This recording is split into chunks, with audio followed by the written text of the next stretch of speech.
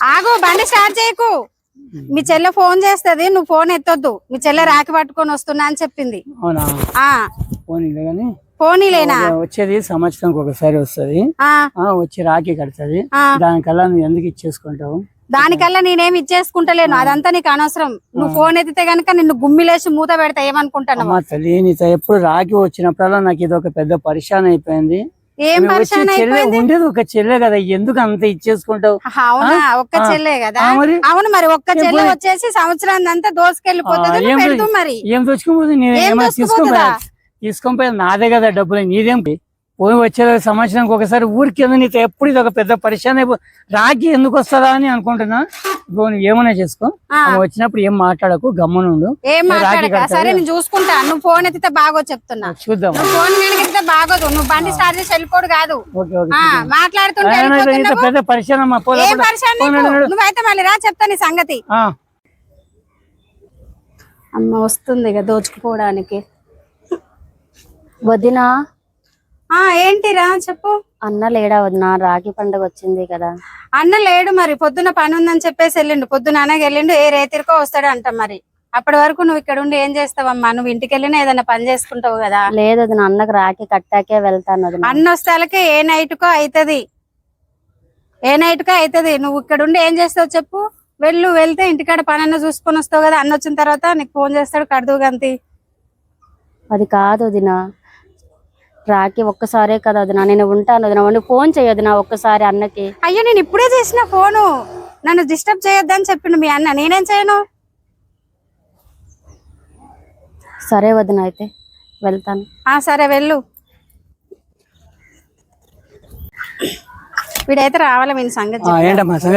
ఏంటి ఏమైంది? తిన్నాం మేము, తిన్నారు. వచ్చిందా? వచ్చింది, బంగారపు రాగి పట్టుకొని వచ్చింది. కట్టదంట. కట్టనే కాదు, ఇదంతా కాదు. నువ్వు పెళ్లికి ముందంటే ఎన్నో పెట్టుకున్నావు, అయిపోయింది. ఇప్పుడు పెళ్లి అయింది, పిల్లలు ఉన్నారు, సంసారం ఉంది. ఆమెకు సంసారం ఉంది, నీకు సంసారం ఉంది. పెట్టేంతలో పెట్టి పంపించాలి. కాదు కూడదంటే గనక ఊరుకోను. నేను అది అంటలేదు. నువ్వు అన్నావు కదా మొన్న, నేను 15,000 పెడతా, 20,000 పెడతా అన్నావు కదా. ఏదో ఒక 2,000 3,000 చేతిలో పెడతారు. 15,000 20,000 ఏంది? పిల్లలు ఉన్నారు, వాళ్ళ ఫీజులు ఏంది? చెప్పేది మీ చెల్ల గనక ఇంటికి వస్తే గనక నా గణమ దాటి వచ్చి రాఖీ కడితే గనక నేను ఒప్పుకొని చెప్పుకోను. వచ్చింది నీకోసం మేమేం గొడవ పడతలేమమ్మా. చెప్తున్నా, ఆయనకి పద్ధతులు తెలియదు కదా, చెప్తున్నా నేను. కాదు, 7-8 సంవత్సరాల నుంచి నీతో ఒక పెద్ద ఉండేది ఒక చెల్లెలమ్మా. నాకు అదంతా కాదు, నేనైతే బయటకు వెళ్ళిపోతా. నువ్వు ఇంట్లో కట్టించుకుంటా గనక నేను బయటకు వెళ్ళిపోతా. ఏం పెద్ద బాధ.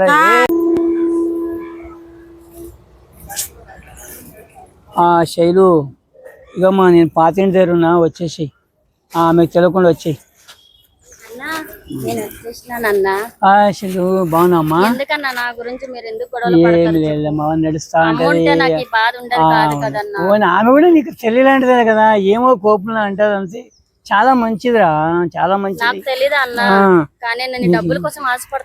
కాదు కానీ అంతే ఉండే మనం ఇద్దరే. ఆమెకి ఏదో ఉంటది మనసులో, ఆశలు ఎక్కువ.